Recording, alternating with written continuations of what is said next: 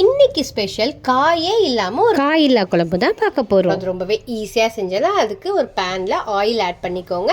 அது கூடவே கொஞ்சமாக வெந்தயம், கொஞ்சமாக மிளகு, சீரகம், அது கூடவே ஒரு 10லேருந்து 15 பல்லு பூண்டு சேர்த்திக்கோங்க. சின்ன வெங்காயம் சேர்த்திக்கிங்க, ரொம்பவே ருசியாக இருக்கும். ஸோ சின்ன வெங்காயம் சேர்த்துட்டு கொஞ்சமாக கருவேப்பிலையும் சேர்த்து நல்லா வதக்கி எடுத்துக்கோங்க. அது நல்லா கிளாஸ் ஸ்டேஜ் ஆனதுக்கப்புறமா ஆற வச்சு நம்ம அரைச்சி எடுக்க போகிறோம்.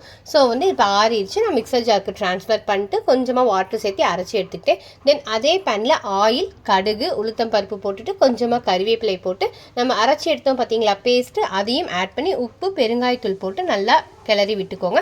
அது கூடவே தேவையான அளவுக்கு தண்ணி ஆட் பண்ணி மிளகாய்த்தூள், மல்லித்தூள், மஞ்சள் தூள் எல்லாத்தையும் சேர்த்து நல்லா மிக்ஸ் பண்ணி விடுங்க. லெமன் சைஸ் புளியும் கரைச்சி தண்ணியை ஆட் பண்ணிவிட்டு நல்லா கொதி விடுங்க. இனிஷியலாக ரொம்பவே வாட்ரியாக இருக்கும். பட் கொதி விட விட உங்களுக்கு நல்லா கெட்டியாகி உங்களுக்கு ஆயில் பிரிய ஆரம்பிக்கும். ஸோ அந்த ஸ்டேஜில் சூப்பரான காயில்லா குழம்பு ரெடி. கண்டிப்பாக செஞ்சு பார்த்துட்டு எப்படி இருந்துச்சுன்னு மறக்காமல் எனக்கு கமெண்ட் பண்ணுங்கள். தேங்க்யூ ஃபார் வாட்சிங். பண்ணுங்க, சப்ஸ்கிரைப் பண்ணுங்க. தேங்க்யூ. அச்சாத்தி.